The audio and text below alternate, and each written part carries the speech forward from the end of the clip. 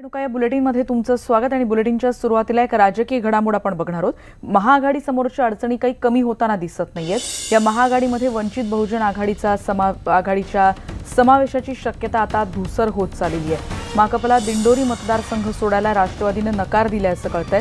त्यांनी पालघरला लढावं अशी राष्ट्रवादीची भूमिका आहे।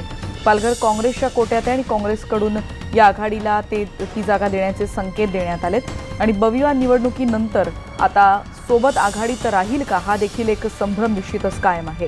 अंतिम पर्याय हा काँग्रेस 26 आणि 24 नुसार काँग्रेस राष्ट्रवादीने निवडणूक लढवावी असा देखील समोर येतोय। आपण बघतोय आंबेडकरांचे मागण्या आणि त्याचबरोबर महाआघाडीतलं गणित काही अजून सुटताना दिसत नाहीये। आणखीन माहिती घेणार आहोत आमचे प्रतिनिधी प्रफुल्ल साळुंखे आता आपल्या सोबत आहेत।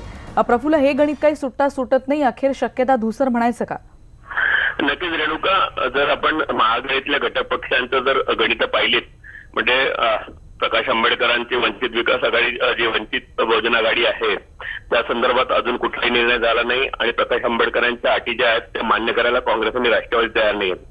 तिकडे राजू शेट्टींसंदर्भात अजूनही आघाडीने कुठलाही निर्णय घेतलेला नाहीये।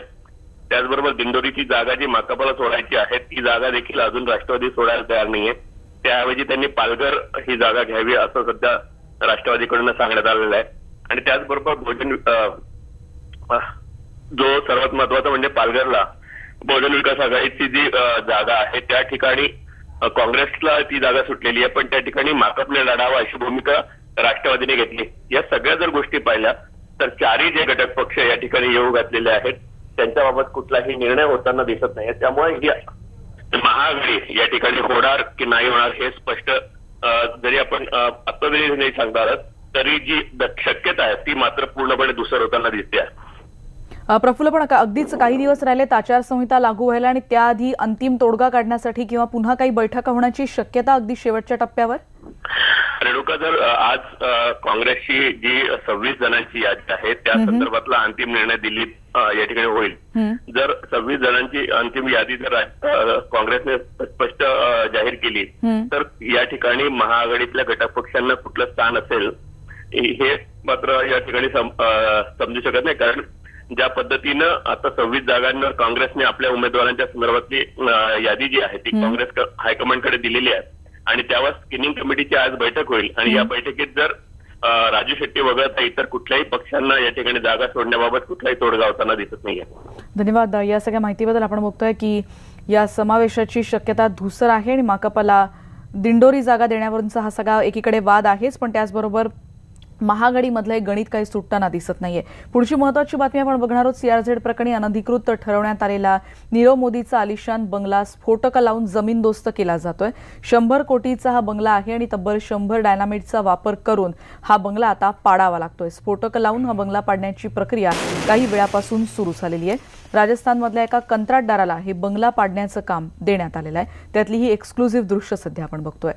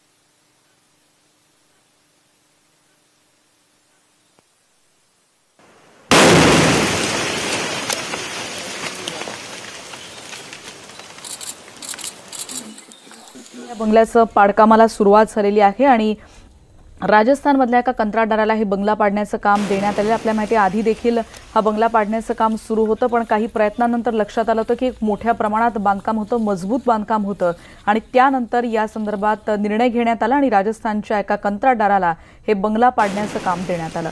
हा अवाढव्य बंगला आता जमीनदोस्त व्हायला सुरुवात झाली आहे। या संदर्भात अधिक माहिती घेणार आहोत अक्षय कुडकेलवार आमचे प्रतिनिधी आता आपल्या सोबत आहेत। अक्षय, अत्यंत मोठा असा हा प्रोजेक्ट होता, खूप मोठा आणि अवाढव्य असाच हा बंगला म्हणायला हवा। ही प्रक्रिया पूर्ण साधारण किती वेळ लागू शकेल पूर्ण बंगला जमीनदोस्त व्हायला? रेणुका, आपण जर बघितलं तर साधारण 30,000 स्क्वेअर फुटावरचं हे बांधकाम होतं आणि याच्या जे सगळ्यात महत्वाचे पिलर्स होते ते पिलर्स जे आहे कमकुवत करण्याचं आणि ते पाडण्याचं काम आज या ठिकाणी डायनामाइटच्या सहाय्याने करण्यात आलं। डिटोनेटर एक साधारण 110 डायनामाइट या ठिकाणी भिंती आणि पिलर्स मध्ये बसवण्यात आले होते आणि त्यानंतर स्वतः जिल्हाधिकारी जे होते त्यांनी या डिटोनेटरचं बटन दाबलं आणि त्यानंतर हा स्फोट घडवून आणला। साधारण या सगळ्यासाठी जर बघितलं तर 30 किलो स्फोटक वापरण्यात आलं आणि याची बंगल्याची जी किंमत होती ती 100 कोटीचा बंगला आणि 100 डायनामाइट अशा पद्धतीचं समीकरण जुळून आणत हा बंगला आज काहीसा कमकुवत करण्यात आला। त्याचा ढाचा जो आहे पिलर्स आणि त्याचा ढाचा खाली पाडण्यात यश आला। आता या पुढे त्याचा जो ढिगारा आहे मलबा त्या ठिकाणावरनं बाजूला काढण्यासाठी आणखी काही कालावधी लागणार आहे। मात्र तुर्तास जे मजबूत भाग होता बंगल्याचा तो पाडण्यात सध्या यश आलंय। धन्यवाद अक्षय, सगळ्या सविस्तर माहितीबद्दल। आपण बघतोय की कशा रीतीने हे काम सध्या सुरू आहे आणि काही वेळापूर्वीच अक्षयनी तिथल्या आणखीन माहिती दिली, ती देखील जाणून घेऊयात।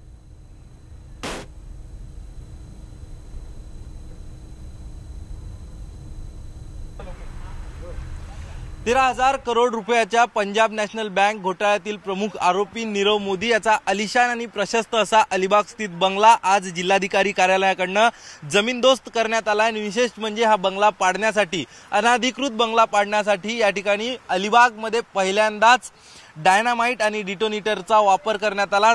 जेव्हा ईडीने नीरव मोदी याच्या सगळ्या संपत्तीवर टाच आणली, संपत्ती ताब्यात घ्यायला सुरुवात केली, त्यावेळी 100 कोटी रुपयांचा हा जो बंगला होता हा सुद्धा ईडीने ताब्यात घेतला होता।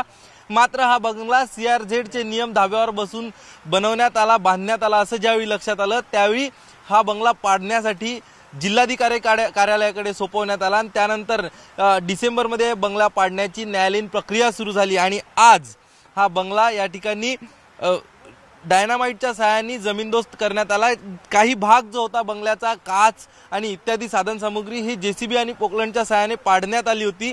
मात्र अतिशय मजबूत असणारा हा जो बंगला होता, हा बंगला आणि याचे पिलर्स हे अतिशय दणकट आणि मजबूत होते आणि ते पाडणं शक्य नव्हतं। JCB आणि मनुष्यबळाच्या सहाय्याने जास्त खर्च त्यावर लागला असता आणि त्याचमुळे ठिकाणच्या जिल्हाधिकाऱ्यांनी निर्णय घेतला आणि तब्बल 110 होल्स या ठिकाणी पिलर्स आणि भिंतींमध्ये करण्यात आले आणि त्यामध्ये साधारण 30 किलो डिटोनेटर वापरण्यात आला आणि त्यानंतर स्वतः 30 किलो डायनामाइट वापरण्यात आला आणि स्वतः जिल्हाधिकारी जे आहेत या ठिकाणचे त्यांनी या ठिकाणी डिटोनेटरचं बटन दाबलं आणि बंगला जो आहे हा पूर्णपणे जरी पडला नसला तरी याचे जे मजबूत पिलर्स होते ते पाडण्यात आले आणि बंगला जो आहे खाली बसलाय।